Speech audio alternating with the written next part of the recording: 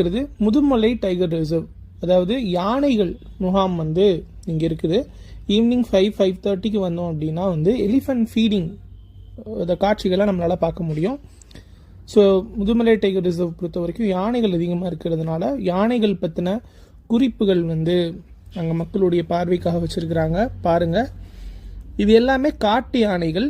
ஆனால் வந்து இந்த யானைகள் சரணாலயத்தில் வச்சு யானை பாகர்களால் பழக்கப்பட்டு கவர்மெண்டால் வளர்க்கப்படுது.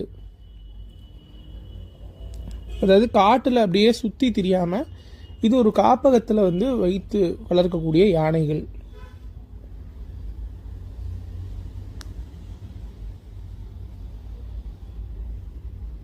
ஸோ இதில் ஒரு யானை தான் வந்து ஆஸ்கர் விருது பெற்ற அந்த பொம்மி தம்பதியினர், அந்த அவங்க வளர்த்த யானையும் வந்து இந்த முதுமலை டைகர் ரிசர்வில் தான் இருக்குது. நம்ம இப்போ ஸ்க்ரீனில் வந்து